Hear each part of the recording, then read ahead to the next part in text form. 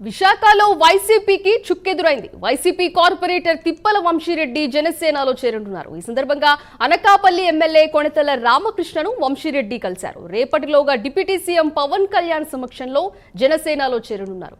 ఒకే ఇంటి నుంచి రెండు వేర్వేరు పార్టీల్లో ఇద్దరు అన్నదమ్ములు చేరడంతో విశాఖ రాజకీయం వేడెక్కింది.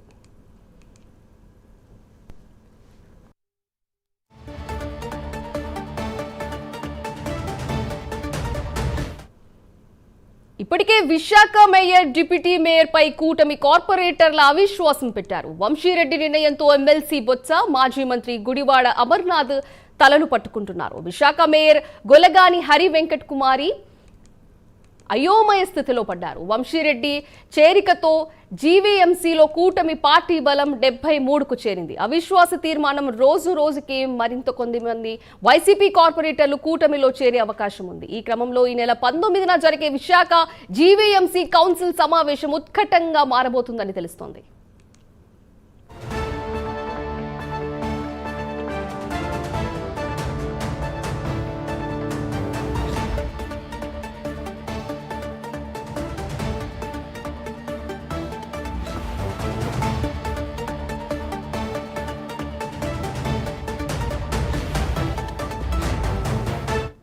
దీని గురించి మరింత సమాచారం మా ప్రతినిధి చంద్రశేఖర్ అందిస్తారు. చంద్రశేఖర్, చెప్పండి.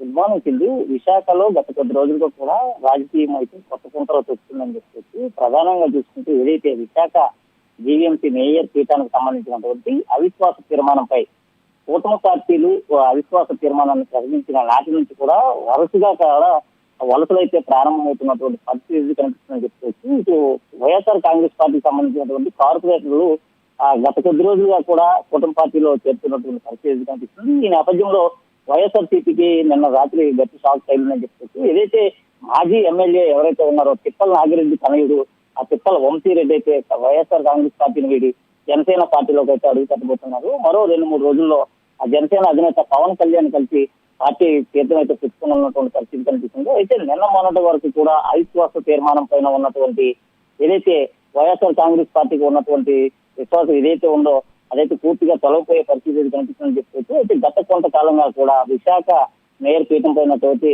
కూటమి పార్టీ నేతలు అయితే ఉన్నటువంటి పరిస్థితి కనిపిస్తుంది. ఈ నేపథ్యంలో విశాఖ మేయర్ హరి వెంకట ఆ కుమార్ని కూడా తొలగించేందుకు ప్రయత్నాలు అయితే జరుగుతున్నాయి. ఈ నేపథ్యంలోనే ఏదైతే గత నెల 29వ తేదీన జరిగినటువంటి కౌన్సిల్ సమావేశానికి వైఎస్ఆర్ కాంగ్రెస్ పార్టీకి సంబంధించినటువంటి కార్పొరేటర్లంతా కూడా డుమ్మా కొట్టి ఏదైతే జగన్మోహన్ రెడ్డి వెళ్ళిన పరిస్థితి కనిపించింది. ఈ నేపథ్యంలో వారంతా కూడా తిరిగి వచ్చిన తర్వాత మేయర్ పీఠానికి సంబంధించినటువంటి అవిశ్వాస తీర్మానం పెట్టాలంటే కూటమి పార్టీ నేతలు అయితే ఒక నిశ్చయానికి వచ్చారు. ఈ నేపథ్యంలోనే విశాఖకు సంబంధించినటువంటి జిల్లా కలెక్టర్ జీవీఎంసీకి ఉన్నటువంటి ఇన్ఛార్జ్ కమిషనర్ గా ఉన్నటువంటి హరీంద్ర ప్రసాద్ కి అయితే నోటీస్ కూడా ఇవ్వడం అయితే జరిగింది. దాదాపు 53 మంది కార్పొరేటర్లు అయితే సంతకాలు చేసి హరీంద్ర కుమార్ కి అయితే నోటీస్ అయితే ఇచ్చారు. మేయర్ పీఠంకి సంబంధించి కానీ లేదా ఇద్దరు డిప్యూటీ మేయర్ పీఠంకి సంబంధించి అవిశ్వాస తీర్మానం పెట్టాలంటూ కూడా చెప్పిన పరిస్థితి కనిపిస్తుంది. ఈ నేపథ్యంలో ఈ నెల 19వ తేదీన మేయర్ పీఠానికి సంబంధించినటువంటి అవిశ్వాస తీర్మానానికి సంబంధించినటువంటి కౌన్సిల్ సమావేశం కూడా జరగనుంది. దీనికి సంబంధించి ఇప్పటికే కూటమి పార్టీలంతా కూడా బలంగా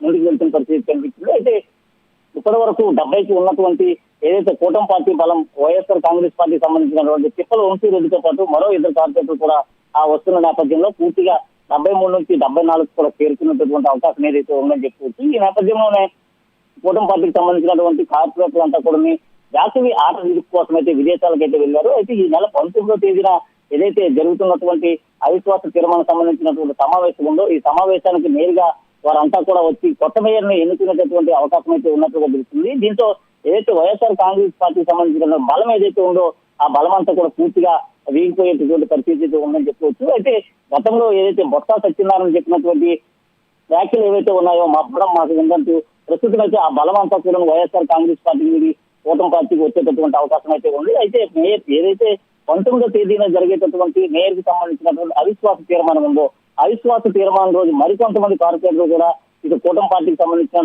జనసేనలకు కానీ లేదా టీడీపీలకు కానీ వెళ్లేటటువంటి అవకాశం ఉన్నట్లు కూడా పెద్ద ఎత్తున అయితే ఆరోపణలు కనిపిస్తుంది. ఈ నేపథ్యంలో విశాఖలో ఒక్కసారిగా రాజకీయం అంతా కూడా వేడెక్కిన పరిస్థితి కనిపిస్తుంది. ప్రధానంగా చూసుకుంటే రాజువాక ప్రాంతాలకు సంబంధించినటువంటి వైఎస్ఆర్ కాంగ్రెస్ పార్టీ మాజీ ఎమ్మెల్యే తిప్పల నాగిరెడ్డికి సంబంధించినటువంటి ఇద్దరు కుమారులు కూడా చెరో పార్టీలో ఉన్నటువంటి పరిస్థితి కనిపిస్తుంది. వంశీరెడ్డి ఏదైతే జనసేన పార్టీలోకి జాయిన్ అవడంతో రేవంత్ రెడ్డి మాత్రం వైఎస్ఆర్ కాంగ్రెస్ పార్టీ గాజువాక ఇన్ఛార్జి అయితే ప్రస్తుతం అయితే కొనసాగుతున్నటువంటి పరిస్థితి కనిపిస్తుంది. ఈ నేపథ్యంలోనే ఏదైతే వంశీరెడ్డి రాకతో ఒకసారిగా గాజువాకలో రాజకీయం అంతా కూడా వేడెక్కింది. మరికొద్ది రోజుల్లో విశాఖలో జరిగేటటువంటి అవిశ్వాస తీర్మానం ఏదైతే ఉందో అవిశ్వాస తీర్మానంతో పూర్తిగా వైఎస్ఆర్ కాంగ్రెస్ పార్టీ అయితే ఖాళీ అయిపోయే పరిస్థితి కనిపిస్తుంది.